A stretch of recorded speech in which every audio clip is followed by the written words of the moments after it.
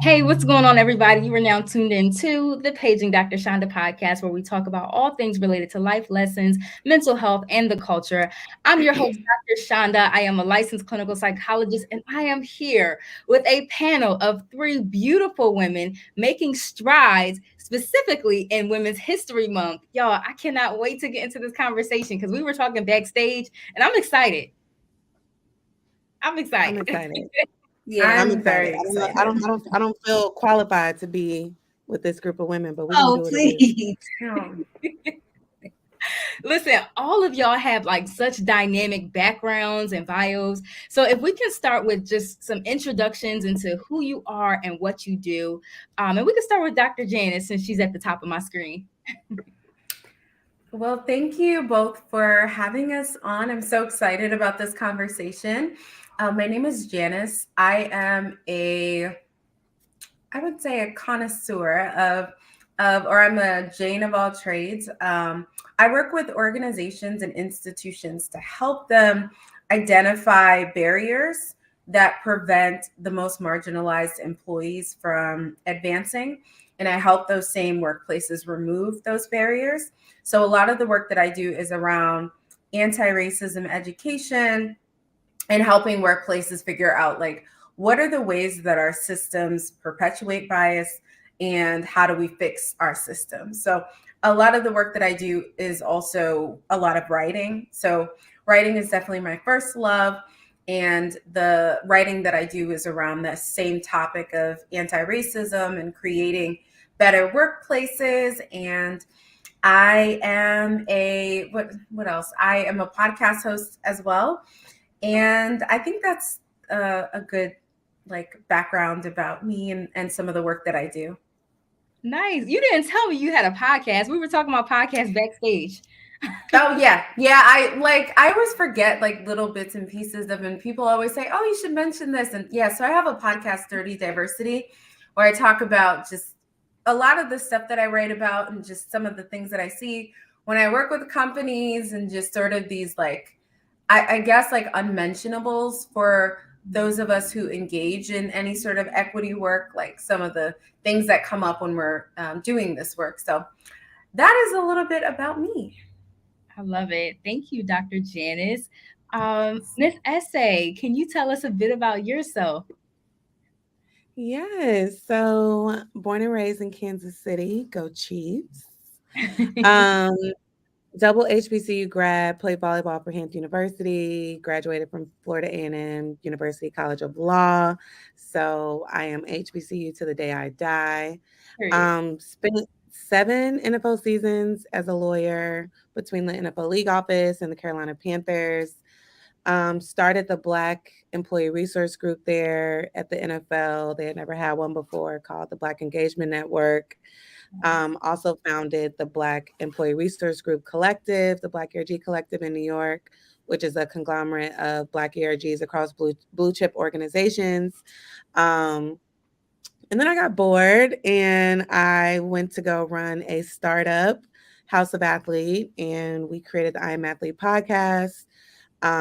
We have fitness facilities where athletes were training, apparel, nutrition, everything. So was president of that company for almost 2 years. And then I I pivoted love how she again. just casually says, I was president of a company. He's like, and then, So, they're all different experiences. Um, and then I recently moved to LA. I really wanted to work in TV and film. And so now I'm a lawyer for TV Plus, Apple TV Plus. So I get to work on marketing and publicity around all of our shows from a legal perspective. And yeah, I'm just somebody who's rooting for everybody Black and in particular Black women. And I'm excited to be here and have this conversation. Yes, me too. Just hearing like Dr. Janice's background and Essay's background, I'm just like bubbling over with just joy and emotion. Seeing Black women just like winning like this. Like, am I the only one experiencing this? No, I always love being in community with Black women. It's Yeah, always very nourishing. Oh it my is, God. but it's also expected because what else Mhm. would we be besides excellent? Period. Exactly. Listen, Listen, Yeah. it's in our blood. Yeah, I was about to say that. All right, so last but not least, may I hear from Miss Chanelle Reynolds, who also happens to look like me because she's my twin. Y'all, funny story. Somebody on TikTok tagged me in one of her videos and was like, "Hey, did anybody ever tell you you look like Chanda?" I'm like, who No, they say you favor at paging Dr. Chanda. who's going to tell them? Who's gonna tell them? Right. I love that. That's hilarious. Hi everyone, my name is Chanelle Reynolds, and I oversee all of the diversity, equity, and inclusion efforts for the Washington Commanders, which is an NFL team. I'm an HBCU graduate. I've been in the sport and entertainment industry over the past 8 or so years. While at the Commanders, I did start their first Black Employee Resource Group. Shout out to SA, because I was calling her, just trying to get the inside scoop, and she was prepping me like, yeah, make sure you say this and this. It was like, but I just want to acknowledge that because there was no gatekeeping. It was like, sis, I got you. I got your back while you go in to pitch this thing. So that was amazing. But yeah, that's all I do. I'm also a author. I'm a speaker, and I also have a podcast of my own, the Success Playbook Podcast. Wow. Listen, ladies.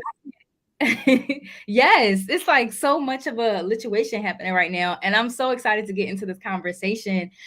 You ladies are like the first in your fields, right? The first person to do DE&I at the Commanders, the first person to do X, Y, and Z. I'm wondering, like, what has that been like, kind of overcoming those challenges of being the first Black woman in your field to overcome some of the obstacles that you had? Ooh. I mean, for me, it was tough, right? So when I started the Black Engagement Network at the NFL, it was really in response to Philando Castile and Alton Sterling being killed, and we just were worn out, right? Like you could not turn on the television or open up Instagram without seeing Black bodies on the screen, and we didn't have a place to go. Like we had to come to work and like act like nothing was happening, and of course, no one was talking about it at work. And so we started, Ben, and then Trump is running for president, and that was a crazy time because he's saying all types of, problematic things. And then we have Colin Kaepernick kneeling. And so all this happened like in our first year. And so I really was thrown into the deep end because now I instantly became the voice of the Black people, while I'm fighting my own career battles. And so, super rewarding, and I would do it because I felt like I had to do it for the people that didn't have my platform or my education or my proximity to leadership. But it wore me out. Like I was burnt out. Like by the time I got to the Panthers, I had a little bit left in the tank. I started the Black ERG there, but it's essential you have 2 jobs, and one is what you're getting paid for, and you're underpaid for that one. But for me, it was rewarding, and I love seeing the legacy that I left at the NFL. But it took its toll on me because you can become resentful for just having to fight for everything that you think we should have had in the first place. That's so real. I love the transparency in that, acknowledging the emotion that comes with fighting this, and also like, resentment can come up, like while as I'm, going on with this fight. So I love that transparency there. Yeah. For me, I would say I'm not the first to do this work. I think the ancestors and those who came before me have laid the groundwork. And even, I think each of us in different ways have done or engage in DEI work or equity work of any kind. But I know that when I started my consultancy in 5 years ago, almost, it was difficult because I didn't see any other Black women that were doing DEI consulting. Most of my friends work in corporate spaces or are consultants, right, for large companies. So I didn't have anyone that I could really look to and say, this is something I've always wanted to do. How do I go about doing this or that? So it was a lot to sort of navigate. And I felt like I had to mimic the people that were already doing this work that were not Black, right? It was mostly white people that I would see in these spaces. And so I was like, oh, I have to be like this. I have to, model my business like theirs. And at some point, probably after the murder of George Floyd, I was really like interrogating the way that I do this work.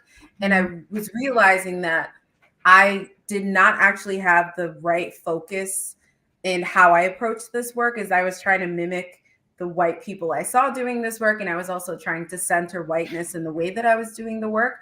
So I think that I had a realization myself in 2020 about my approach to this work. And I'm glad that I now find myself in community with so many Black folks specifically who do this work. And I think that keeps me accountable. And I think that keeps me honest. So I would say it was a challenge when I first started out, because I felt like I had to be like all these other people. Right. Wow. And I'll say for me, before I stepped into diversity and inclusion, I came from the sales and revenue generation side of sports. So when I left, I was like, oh, yes, like, cool. It's no more pressure over there on the sales side. Like, I don't have to be up late at night. I get to DE&I land, and it's like, wow, this is a little bit harder than sales, because each and every day you go in with the mindset like, yo, I got to fight the power. I got to fight the powers that be every time that I walk in the door. And for me, it was just a matter of like, I had to make sure that I created the right boundaries. And then also like finding that community, right? Finding people who I can, not necessarily dump on, but like I can just express, maybe what I'm going through or what I'm physically feeling, or even speak to people who have paved the way prior to me.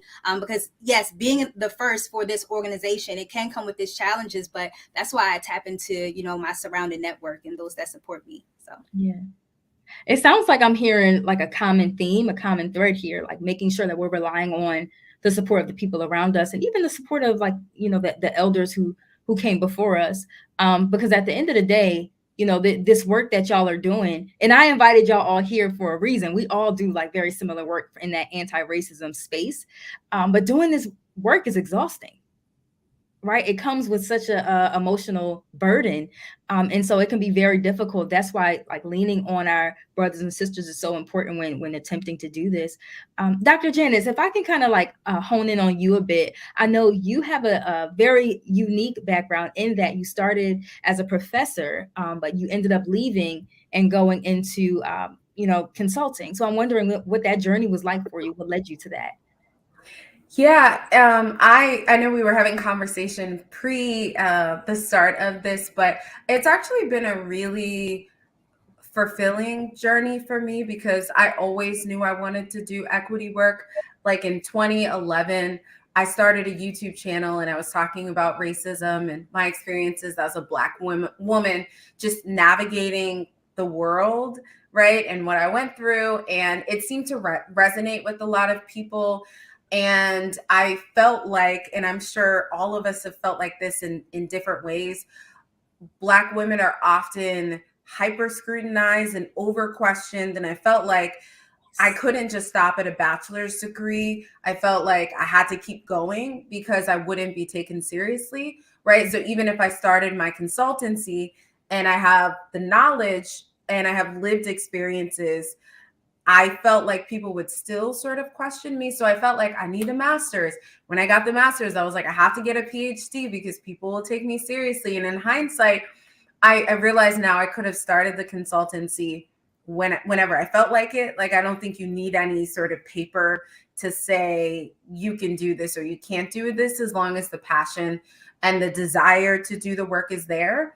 And, I've always felt like I was a educator at heart. Both of my parents are educators. And I know that I think both of you went to, I feel like Essay and Chanelle both mentioned they went to FAMU, right?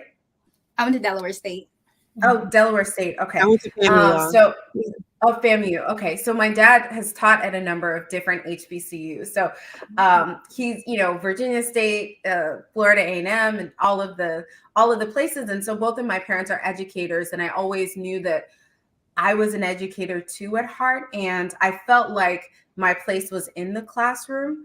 And I'm actually really glad that I quit last July 2022. I quit because I'm seeing what's happening now and how it seems like there are a lot of topics. I would teach courses in diversity, equity, and inclusion in the workplace. And just seeing now what's happening, I feel like my whole curriculum would have been attacked and I wouldn't have necessarily been able to teach the things that I was teaching. And I decided that I have this consultancy that I started after I graduated and I should pour into it 100%. And in doing that, I think I learned a powerful lesson of just trusting the direction that God is guiding me into. And I feel like I've gotten a lot of opportunities since I've left academia that I wouldn't have been able to do if I was still like teaching. And so I think it's so important that like if we feel like we're being led in a particular direction, to just trust, even if we don't understand it, right? Because I was like, why would I leave a steady, 6-figure teaching job when I could, just try to juggle both? But it was just too much. And I'm glad that I left when I did. But now I'm able to really give 100% to the work that I do. Because I feel like, how am I trying to help people escape horrible workplaces and better their experiences when I'm not doing the same myself? And I'm stuck in an environment that is not helping me to advance. And so I felt like I was also living a lie in certain ways, is that I was like holding on to something that I knew was not good for me. So that has sort of been like my journey and my trajectory. But I know that there's many of us can relate and have similar sorts of journeys. Yeah, it sounds like you're saying like you had to pretty much practice what you were preaching. Like you had to model that to people. You also mentioned like, being a Black woman, I felt like I had to continue to pursue education. Otherwise people would continue to like, scrutinize me or question my education. Did we all live like the same lives? I feel like I went through the same thing. And even with the doctorate, people like come at you. Yeah, exactly. So it's like in hindsight, I'm like, I did not need to get into 6-figure student loan debt. But like, knowledge is power. It's good to, have an education. But I, in hindsight, realized I didn't need to do all those things. And I know we've all felt like we had to be twice as good. For sure. And it's exhausting at times. Yeah. Essay, can you tell us a bit more about what led into your work of developing the Black Employee Network group for the NFL? Yeah, so like I said, there have been like a string of these police shootings of unarmed Black men. And, we would find ourselves like, hey girl, I need to take a walk. Like, can you walk outside with me? Or meeting at the water cooler, if you will, right? Or in the huddle, which is our cafeteria, and it's like, I'm not okay. You know what I mean? Like I'm angry. Nobody in my group is talking about what's going on. And so I'm seeing all this. People are reaching out to me and I'm seeing everybody, and like nobody was okay. But we didn't have a space at the time to talk about what was going on in the world, and that we couldn't forget when we walked into, our jobs. And we also didn't know like where the NFL stood on these issues, and like we weren't hearing from the NFL and the commissioner. And so, a few of us got together and I kind of led the charge on like, we need to create our own space. I'm like, why don't we have a space where it can be just us and we can talk about these issues and we can speak freely? Because a lot of us were angry at the time, right? And we needed a space to, how do we say we're angry? How do we voice our concerns about where this country is headed? And do it in the workplace, because we spend a lot of time at work, and we can't forget who we are just because we're at work. And then I just started researching, like, really the NFL was my first job out of law school, so I didn't have a lot of experience working in big corporate or what other companies did. So I started researching, like, what does NBC do? Like, my friend was working at Pepsi at the time. Like, hey, like, can you send me over like what groups you guys have? So I just literally started compiling, because when I started asking leadership about it, they were like, oh, well, maybe we can do something for all minorities. And do we have to do something for Black? And so then I started, like, I just tapped into my lawyer mode where I'm like, oh, let me prove my case as to why everything I'm asking for is not new or revolutionary. It's shit that like companies have been doing for 20 years. And I strategically picked all of NFL's partners. So I was like NBC, CBS, PepsiCo, ESPN, like companies like Facebook, Twitter, like companies that the NFL has relationships with and that also like they see as peers, right? I'm not gonna pick some rinky-dink company where they're gonna be like, oh, well, we don't need to do what they do. I'm gonna pick people that are on your level. And then my friends at the NBA were starting Dream in Color at the same time, which is their Black ERG. So sometimes you have to just fill a need. And I did it not just for other people, but I needed the space too. Like I needed a space where I can go and talk to people that have this unique experience of being Black, but also working in the NFL and how those things work together and how the NFL is dealing with things. Like nobody else is going to understand that unless you work in it. And so I did it just as much for myself as I did for the people that were going to come after me. Like I wanted them to come to an NFL that was better for them and more safe for them and more accessible to their community. And that's what led to it. And, it's still going strong and it played a vital role during George Floyd. I had left at the time, but it was great to kind of just see how that group was able to show up for people during one of the most difficult times that I felt like we faced in recent, history. I think what you're doing or what you did for the NFL is so pivotal because what we found is that during the pandemic, when George Floyd was killed, a lot of people started Black employee networks. People had these initiatives for Black people. People started DE&I positions, but where they at now? Like the emotion is gone. Y'all not feeling as intense about this, but now that means the positions are gone. We're no longer having as many Black employee resource groups. But it sounds like what you implemented for the NFL is continuing to grow strong, which is where Chanelle comes in because she currently is over the Black Employee Network or DE&I for specifically the Commanders. So based on Essay's work, Chanelle, I'm wondering if you can kind of like speak more to like what you're doing for the Commanders. Yeah. So in the DEI realm of the Commanders, all of the ERGs fall under me. So I founded through the guidance of Essay and through the support of some of my other peers of the Commanders, the Black Engagement Network, which then inspired our women's ERG. So now there's a women's initiative network, and 1 year later that inspired our Commanders Pride Network. And then that inspired our Somos Commanders, which is our Hispanic ERG. So right now we are one of few teams that has 4 ERGs, and they all roll up under DE&I. I also oversee the facilitation of DEI trainings. So we make sure that we have consistent trainings throughout the year. Also, just other programs and events throughout the year, such as some of our heritage observances or history observances, and any and everything you can think of in between. But yes, the role did come about like probably most of the other NFL and NBA DEI roles. It came about after George Floyd. And I will say that in this industry, you're noticing that more and more teams are having a dedicated person to run diversity, equity, and inclusion. And I know that the sentiment, sometimes it's like, oh, well, is it performative? Like, look, I don't care how y'all get me there. Just look, call me performative, but I'm doing the work. I'm in this position and I'm here to do the work. So yeah. We've been on full steam for the past few years. Yeah. What are some of the things that you were able to accomplish with your position? It's a lot. So I just mentioned that we went from 1 to 4 ERGs. Through that though, I'm most proud of our ERG program because employee resource groups is what retains some of the best talent and your diverse talent. So through this program, I'm able to pour into them, they pour into each other, and they're more likely to stay at the company, right? So automatically when you have ERGs, retention rates are higher, right? You start to recruit some of the talent externally because they see all the amazing things that you're doing internally, our LinkedIn posts, and they want to work for the Commanders. So I'll say that one of the most one of my proudest moments, or one of my proudest accomplishments with the Commanders, is developing that strong ERG program.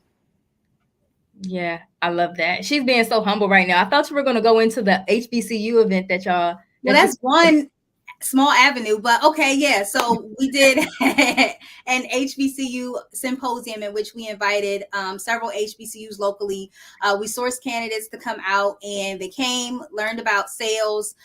They heard from leadership in the team, and we hired some of them through that program. So That's awesome. Programs like that. Thank you. Programs. What else am I missing? Yeah, I don't know. You do a lot. I just be seeing you. She tried to throw you the alley, and you ain't even catch it. He's like, what else have you done? I know she's trying to be humble. She didn't want to brag. But that's Black women, right? Like Black women. And I think on one hand, we don't like to give ourselves credit, but I understand that, because a lot of times when we do give ourselves credit, we're called cocky. We're, we're punished for it, right? And so it's like, one thing I appreciate about Chanelle, she toots her own horn. And one, because you have to, because nobody is waiting to promote you. Nobody is waiting to see how great you are. Like, you know what? I'm losing sleep. We need to promote Chanelle. We need to give Chanelle her. Nobody's doing that. So you have to do it yourself. And like, I think a lot of people used to feel a certain type of way about me. Like, no, I'm going to get my credit, because nobody's going to give my credit. Everything I did, I didn't reap any of the benefits of the work that I did. People are reaping those benefits now, like 5 years later. When I was fighting for people to be promoted, I was not being promoted, right? I was underpaid when I'm fighting the good fight for other people. And so it's just another example of like, we don't do a good job of promoting ourselves. I think Chanelle is one of the best at it. And I love that. Like, I love how she owns her success. And I try to do the same, because the girls that are coming after us, they need to see that we can thrive in these spaces. But I also show the bad moments, and I talk about the down moments, and I talk about processing those things. But I think, Chanelle, like, you do a great job of telling your story, because not only is it going to help you further your career, it's also going to let other Black women that look like you, that come from where you come from, that went to Dell State, say, oh shit, like, I can work at the Commanders, and not just work there, like, I can thrive because I see someone that looks like me thriving in that space. So we have to tell our own stories, because nobody's going to do it for us. Nobody's waiting to give us our credit. That's me giving you your flowers. That what you said was so true, because I know I just read a study about how when Black employees specifically self-promote, they're penalized for it in the workplace, right? But when you go to career coaches, they're like, talk about all of your accomplishments. And they looked at Black employees, white employees, Latina employees, Asian employees, and they found that specifically for Black employees, when we self-promote in the workplace, we're perceived less favorably for it. So I think that that's also an important reason why, particularly on social media, I think it's important to like toot our own horns and to do what Chanelle is doing and talk about the things that you've accomplished. You have to. Yeah. And even on, I would say on social media, like I think we see the remnants of how the study that you indicated that people are looked at as unfavorable. I find that especially when there are Black people, Black women who are confident in themselves, their accomplishments and their achievements, then you always gonna get somebody in the comments who try and humble you. Like always. So how do we continue to show up authentically while also like, promoting ourselves and promoting who we are and being proud of that without, being weighed down by what society tells us that we shouldn't be talking about this. You're too arrogant. How do we do that? I just keep doing it, because I feel like nobody's going to know what I'm doing if I'm like afraid to say, oh, I just did this. Oh, I just did that. And for me, I feel like I've been on social media for so long that even being on YouTube, you're always going to get the trolls and people who say things about you. So I think I've grown thick skin because of it. And I'm like, oh, there's always going to be like somebody saying something. But for the most part, I think anytime we promote ourselves or talk about the things that we're doing that we're happy about and proud of, we have our community of folks who are cheering us on. And so I think it's important to focus on those people. And like you said, like Essay, I believe, said, seeing that will help the people who come after us, right? And so we're not necessarily doing this right now for the folks who are watching us now, but somebody's watching us and seeing the things that we're doing and is inspired by that. So I just don't even respond. Like, I have a rule where I usually don't go back and forth on social media with trolls, because I feel like people do things to get a reaction out of us. So I just, it has to be a really compelling case for me to go back and forth. But I think it's important to, when you can, just try to tune it out, because people aren't going to know what you're doing unless you share it with them. And I think people, for the most part, not always, but for the most part, are happy for you and excited to see somebody in their network doing these things. Yeah, no, that's a great point. I'm taking your advice. Sometimes them trolls be getting me. I try to. You be going right back. I like to go back and forth every now and then. Right. Now and a little, yeah. You gotta, a little check 'em going a little low, yeah. Sometimes I go lower. Right. And then just go back and delete it later. Just want to make sure you saw it. Oh, and I block everybody. So like the block tool is easily one of the best things. Like, I'm just gonna block you. Like, I love that. I'm fine with like healthy discourse, but if you're just coming like disrespectful, like, oh, like I'm gonna pop off and then I'm gonna block you, and then you'll never be able to respond to me again. Exactly. I love that. So I'm wondering, so as we're talking about like the need for us to continue to show our accomplishments so that more, especially Black women, are more inspired, I'm wondering, in the spaces that you ladies are functioning in, how are you pretty much like, what the saying is, like, as we reach forward, we reach back is the saying, I think. Yeah. So how do y'all kind of like function in that area? Because the concept of gatekeeping came up earlier in the conversation. So how do we ensure we're not engaging in that? I mean, for me, anybody that reaches out, for the most part, I'm going to try to like make time, especially, young women of color, Black women that either want to know more about working in sports, want to be a lawyer. So many people made time for me. And I think, I may not be able to be everybody's like day-to-day mentor, but if I can give you 15, 30 minutes of my time, tell you my story, connect you with people, give you, advice here and there, I'm going to do it, because you never know the impact that can have on people. And I'm a big believer of, if you can see it, you can be it. And I want as many people to see me as possible, because I want people to see a Black woman lawyer who didn't change who she was, who didn't change how she talked. Because a lot of times we get into these roles and we think we have to disappear to get ahead. And it's like, if I just keep my head down and do my good work, somebody's gonna like think of me and push me ahead. And that's just not how the world works. So for me, one, just I try to be visible, and that's a part of me giving back. I try to tell my story, but also, make time, like even if it's 15 minutes, 30 minutes. But you also have to continue to grow your career, because with power comes influence. And so I think, don't take your eye off of the ball, because a lot of times we want to change things and we get so caught up in doing the work that we don't continue to get power. And one of the best pieces of advice I got, I was doing all this work at the NFL, and I was I was just walking around like I was Malcolm X. And one of my mentors was like, powerful white man, EVP, was like, you're trying to be the diversity girl, but the diversity girl has to get their budget approved by an executive that oversees revenue. So you just need to get into a position of power. And you can do that from a diversity standpoint, but the key is to be in a position of power, because you can't make change if you don't have power. And that resonated with me, where I was like, oh, I don't need to be the diversity person to make change. And if I want to be the diversity person, I need to get in a position of power. But I think a lot of times women, especially Black women, get stuck doing the work, and we're not moving our careers ahead. And so we're still having to get approval and buy-in from the people that have passed us on the ladder. And so I like to encourage people to get into a position of power, because you can always fight the fight, no matter if you work in diversity, sales, HR, whatever. But you have to be in a position of power. So you have to give and take, make time and be a woman of the people.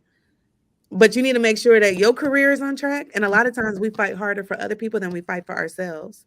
And some of the fight is just take care of Chanelle, like take care of, Dr. Janice, like take care of yourself. Because the more you ascend, the more you can help people, Well, you preaching to me right now. I don't know.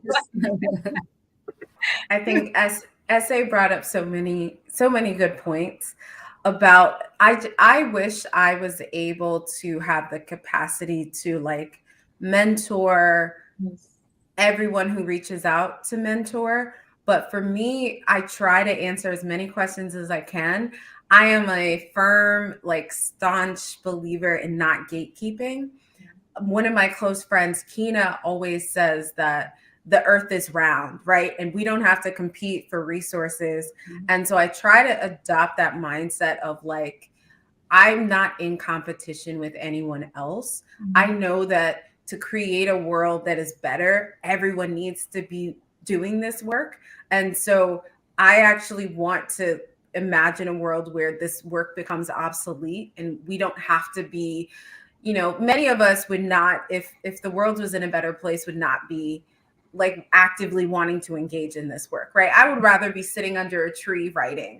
But, I feel like I want somebody to advocate for me if I were in these workplaces. So I want to be that person. But I think it's important to understand that we're not in competition with each other.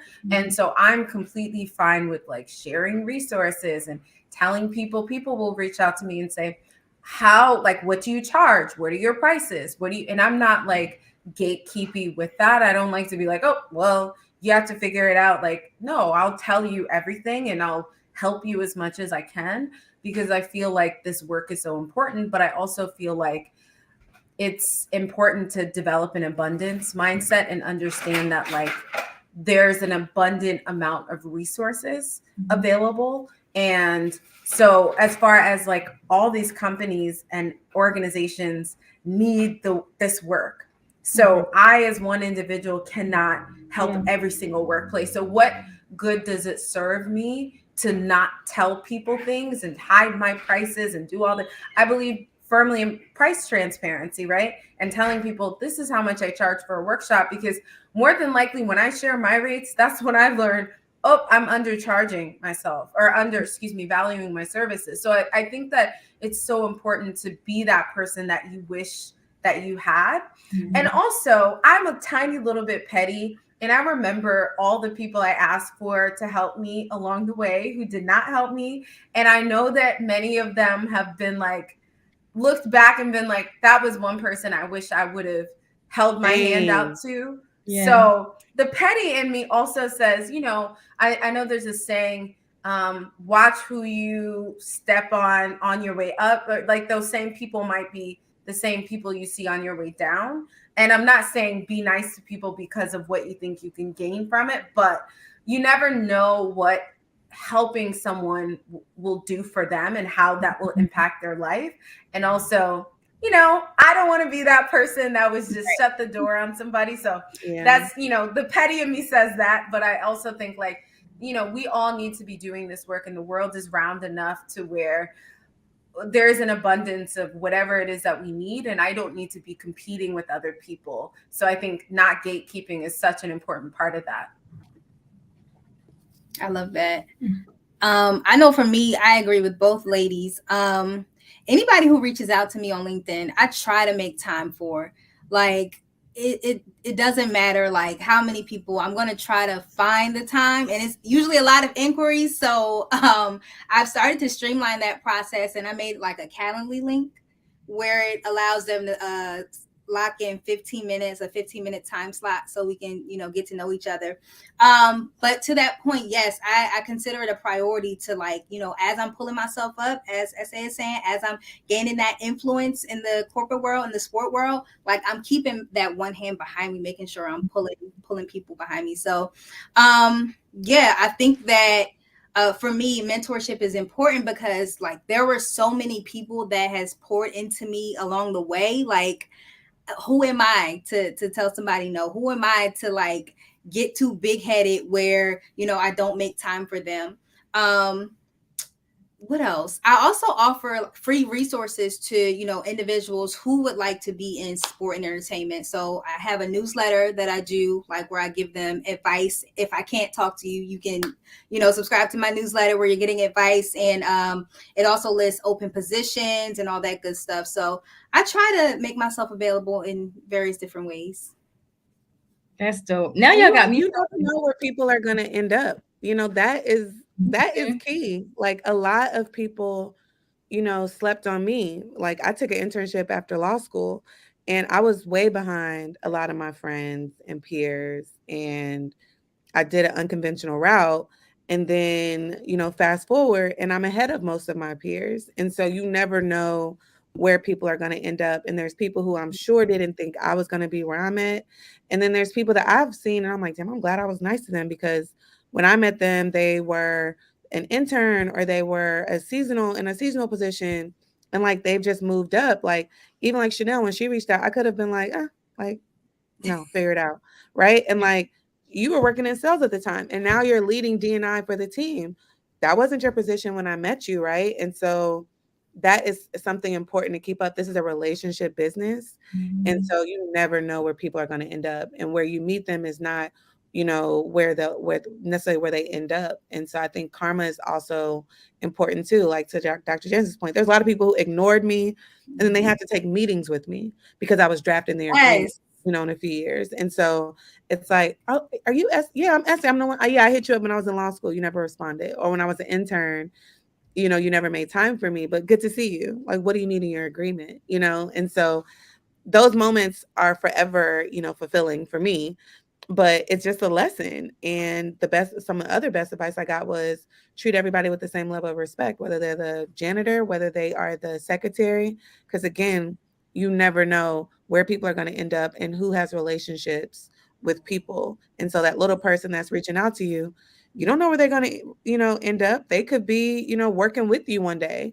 and they could have a relationship that you don't have. They could have access to something that you don't have, and you don't know that when they reach out. So even if you only have 15 minutes, one, just be kind to everyone, but also try to make the time, because you never know how it can pay off in the end.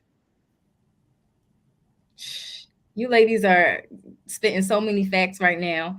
Y'all got me ready to go through my DM. Like, did I miss anybody? I'm about to do the same thing.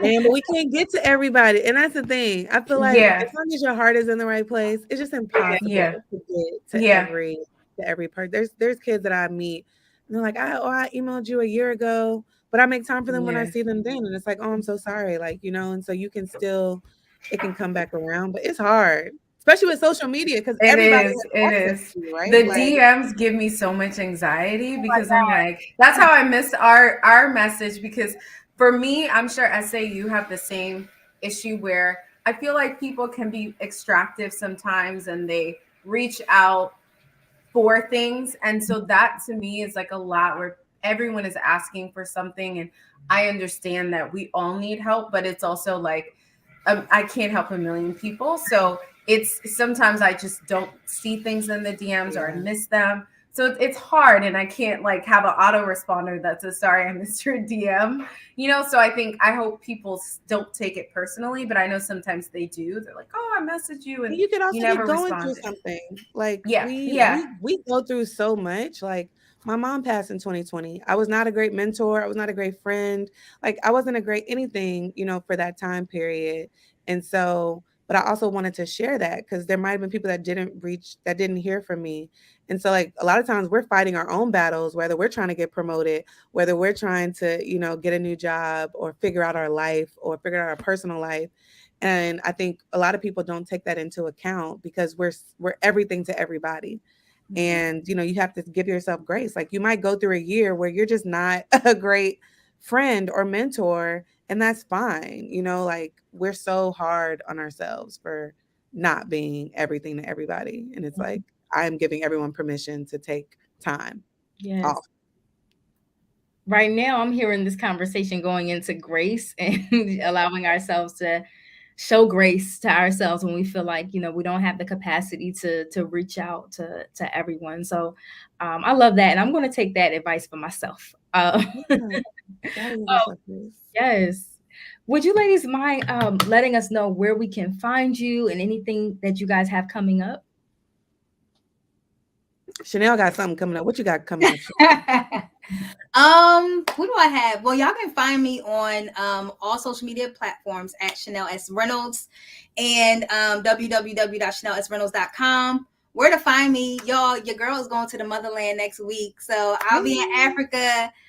Really excited. Ooh, where are you going? Ghana? Johannesburg and Botswana. Oh, Beautiful. So really excited. And I'll be there with Dr. Chanda. Hey. That's so cute. Y'all about to do a whole photo shoot. I already know it. I'll watch. You know who we are. I'm here for it. I already know. I'm here. Well, for me, you could find me I'm on LinkedIn the most. So it's Janice Gassamasare on LinkedIn. I have a new book coming out, Decentering Whiteness in the Workplace. It's coming out in October. So if you find me on social media, you'll be able to find it, pre-order the book. Your support means the world to me. So thank you, ladies, for having us. Yes. And you can find me on Instagram at unapologetically_essay, spelled ESE. LinkedIn. I have a podcast coming out soon, much anticipated. But yeah, so I have some projects coming out, and it's gonna be a good year for me. I'm back on my shit. I love it. I love it. First of all, like y'all were powerhouses. I'm so happy that y'all accepted the invitation here. It is definitely a pleasure to host y'all. Yeah, so y'all know y'all can come back whenever. Open invite all day. Like, just let me know. Thank you. Yes, and for the listeners, yes, of course. Thank you.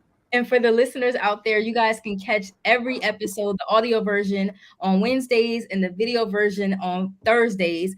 And don't forget, you have the power to create the emotions that you want to experience. God bless. See y'all next week.